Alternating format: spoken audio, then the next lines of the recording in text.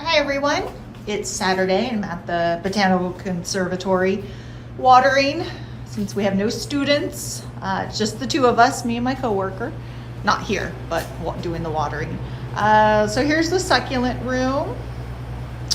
We have all the desert plants that won't survive outside. Remember, a succulent is just a big, wide sort of label for plants that are succulents, meaning they have moisture in them, but they come from all over the world, and some come from areas that don't like our climate.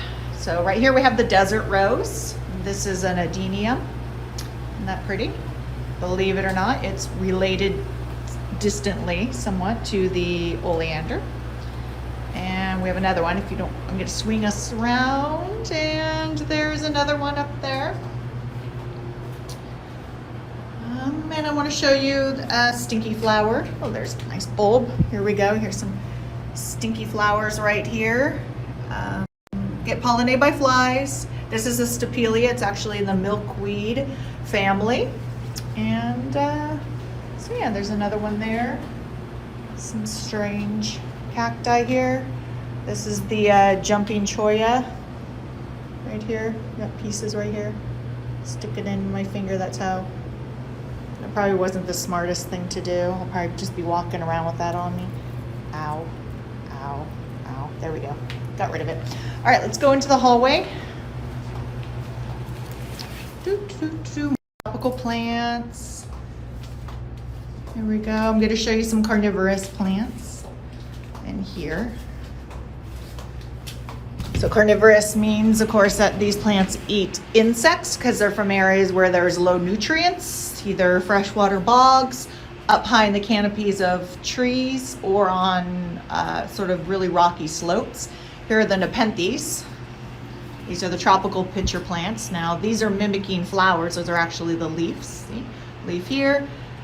They fill up with water. Underneath this lip here, there's nectar. And insects are attracted to that because it's basically sugar and water. They fall in. You can see the water. There we go, sloshing around. You can actually see the line right there.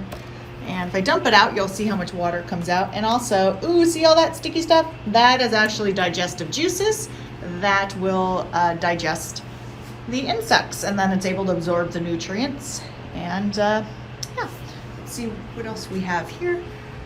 We have some of the lady slipper orchids right here. They get that name because if you turn sideways, doesn't it look like a little lady slipper? Very cute. These are not carnivorous, but they trick the pollinator, and then the pollinator falls into here, and the only way out is to climb up a ladder of hairs, and when it does that, it actually grabs onto the pollen, does it again, and then it'll deposit the pollen without knowing that. All right, so it's pretty gorgeous. I like this one right here. It's got some stripes forming. Here's some sundews. This is a sticky carnivorous plant. That's fake nectar. I always joke that the insects like, oh, look at all that nectar lands on it. Oh no, this isn't nectar. I'm leaving. Oh no. And the plant's like, mwah, ha, ha, ha, ha. And then it digests the insect and gets the nutrients that way. Blah. Right? So then there's some sarracenias. We grow those outside. These are just some that are inside. They're pretty much dormant right now. These are the California pitcher plants. Same idea as the Nepenthes. The insects fall down into there and get digested. There's the flowers. The flowers are very pretty. Some of them smell like cat pee though. So if you have cats and you know what cat pee smells like, just imagine that right now. Let's see what else. We got the jewel orchid here. Gets its name because you can't really see the shiny, but ooh, pretty, right? Most orchids are grown for their flowers. The jewel orchids are grown for their shimmery leaves. How pretty. So that's it for this tour. Got some Selaginella, Lapageria, the national flower of Chile, the Chilean bellflower. Until next time, bye. Stay healthy.